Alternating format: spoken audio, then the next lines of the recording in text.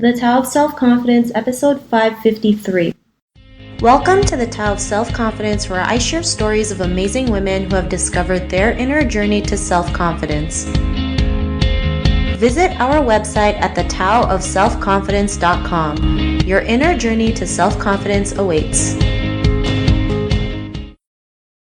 Well, hello friend, welcome to the Tao of Self-Confidence, where I share stories of amazing women who have discovered their inner journey to self-confidence. I'm your host today, Sheena Yap Chan, and today I have an amazing lady on the show today. She is the founder of Soundwise, and I'm really excited to have her on and share her story with us today on self-confidence. So without further ado, I'm going to introduce you to Natasha Che. Natasha, how are you today? Maybe you can fill in a little bit more about yourself to our listeners. Hey, Sheena, how are you? I'm doing well. So I'm the founder of Soundwise, and we are the #1 mobile-focused audio publishing platform for experts and solo entrepreneurs to sell on-demand audios and to build a audience community for their podcast so that they can, convert more listeners into customers. And I'm also a award-winning podcast host, and I have coached over 200 experts and entrepreneurs on how to use podcasting to grow their business. On the side, I'm also a personal growth teacher. I host the True Voyage Soundcast, which is a weekly podcast that teaches empathic life beings how to thrive in work and in life and to create a bigger impact in the world. So that's what I do. Awesome. Well, thanks for sharing that. And Natasha, what's your cultural background? I grew up in China. Thanks for sharing that. And what would be your favorite self-confidence quote? My favorite quote would be, God cannot course correct when you're standing still, because I believe that, in order to get help from the universe, you need to take actions. Thanks for sharing that great quote. And in your own words, how do you define self-confidence? What I tell my students is that we are all, complex beings. We are wired in different ways. And there is a part of us, it's the human self. You can call it the ego. But there's also a part of us that tapped into the greater consciousness. I call it the higher self. So the self-confidence, what it means to me is aligning with your higher self and trusting your destiny. And oftentimes that means you need to be willing to take action and act on your intuitions and heart's desires, even if you don't have all the answers about where things are going to lead. So that's my definition of self-confidence. Thanks for sharing that great definition. And Natasha, what was your life like before your discovery of self-confidence? Well, before I discovered my connection with my higher self, I was like most people, feeling overwhelmed by life. And also I was very risk averse. I was, easily worried, anxious. And also, it's just like anything that I did, it felt like it takes a lot of effort because I was playing small. So that was, just like most people, I would say. Thanks for sharing that. We've all felt that way, at one point in our life. But what was that moment in your life when you realized you were, more than enough to go out there and do the things that you love? What was that aha moment? It's interesting that when people tell stories, it seems like every journey has this trigger moment when you just discovered something brand new and life suddenly changed forever. Well, that happens sometimes, that epiphany. We sometimes get that, but I would say a lot of times it's a gradual change.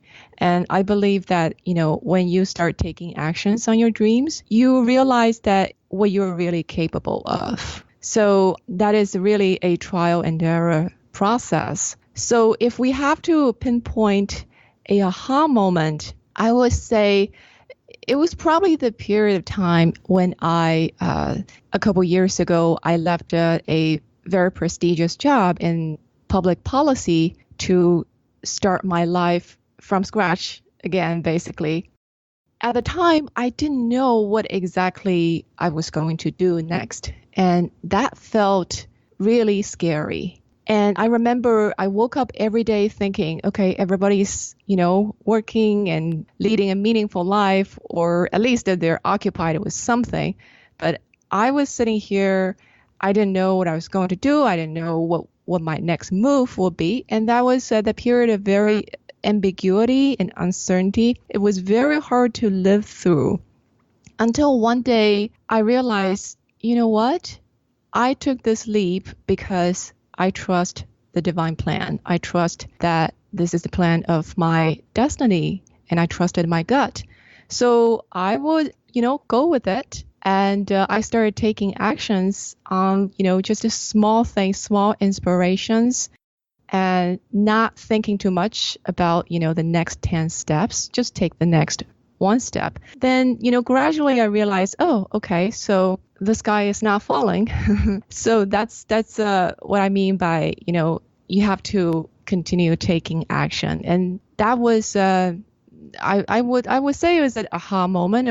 It was probably more of a aha period that made me realize, no matter what happens, when you follow your heart, when you follow your intuition, good things will happen. It may not happen immediately. You may have to go through the period when you feel uncertain, when you feel, hesitant, when you have a lot of self-doubts. But, good things will happen in its due time if you follow your heart, if you follow your intuition. Thanks for sharing that. It's not always easy when you leave something, especially like a good paying job to start something new, right? Most people think you're crazy. Why would you do that? Why would you leave that security? And then when we do that, we're also afraid of the unknown. But I'm glad you were able to go out there and figure it out anyways, no matter what, the circumstances were. But, because of that realization, what's your life been like now? It's interesting because things have changed so much. If I look back, even just 3 years ago or 2 years ago, my life was totally different. And nowadays, I work on things that I really love to do. And I set a very clear intention every day that, everything I do, as much as I can, need to be powered by my higher self. And I try not to do things that do not feel aligned with my calling, with my heart's desire. So as a result, it really changed my life so much. I would say nowadays, I live more in the, what psychologists call the flow state a lot more often, which is a state when you really operate at your best, at your more productive, at your most, calm and centered, and at your most creative. And also, I have a higher level of emotional balance.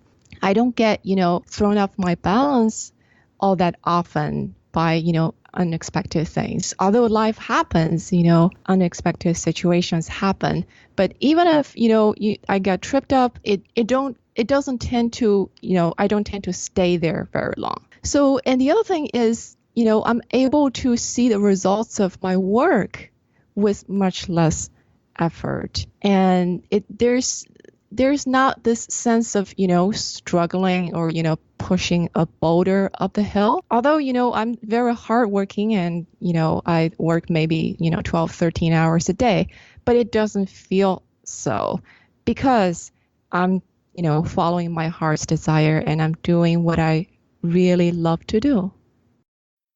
Thanks for sharing that. And I love how you mentioned, you still do have 12, 13-hour days, right? When you go on your own, most people think that you don't do the work. Actually, it's more work, but it's just more work that you love doing that doesn't even feel like work. I'm glad you were able to mention that. And, to the woman who's listening to your episode, she may be in her own journey of self-confidence. What'd be that one tip you would give to her? I would say, try to create your own practice to connect with your higher self more often. What I would do is a lot of times I will go on walks in nature to take a break from my work, from other things, or I would journal and writing down my conversations with my higher self and asking questions, what do I need to know? What will help me the most at this current moment? So having those conversations with my higher self is super, super helpful because it helps me get clarity on pretty much anything. I make my decisions, especially the bigger decisions, from a place of my higher self. And that feels amazing. And also it recharges you. A lot of times we women, we tend to give a lot to other people. We tend to be the caretakers. So a lot of times we don't tend to, we kind of disregard our own needs and disregard a lot of our own desires. So I find the practice, connecting with your higher self in a quiet space where you can be by yourself is incredibly helpful. I would try to, at least set an intention to make it a daily practice. It doesn't need to take long, maybe 10, 15 minutes a day. Thanks for sharing those great tips. And if our listeners wanted to get to know a little bit more about you and what you do, or check out some of your work, is there any links or social media profiles we can connect with? Oh, yeah, of course. If people want to check out my weekly Soundcast, where I share, knowledge and insights about how to thrive in your life and in your work, especially for people who are empathic and want to make a change in the world. And you can go to natashache.com/true to subscribe to my podcast, which is the True Voyage Soundcast. And also for people who may be interested in starting your own podcast, or, if you have audio products that you created for sale, Soundwise is a great way to actually put that product in front of more audience and increase the lifetime values of each of your customers, because we allow you to sell your audios directly. We allow you to your listeners to buy audios directly from their phone. So you can go to mysoundwise.com if you want to check that out. Thanks for sharing that. And to our listeners, if you want to connect with Natasha, you can also head on over to thetaoofselfconfidence.com and search for Natasha's name. Her show notes will pop up along with everything else that we talked about. And I really just want to thank Natasha for taking the time to share her story and tips with us on self-confidence. So thank you so much, Natasha. Thank you, Sheena. Not a problem. It was really great having you on the show. And to our listeners, be on the lookout for another new episode of another amazing woman's journey to self-confidence. And we'll talk to you soon. Bye for now. Thank you for tuning in to another amazing episode of The Tao of Self-Confidence. Get your free audiobook by visiting our website at thetaoofselfconfidence.com. Your inner journey to self-confidence awaits.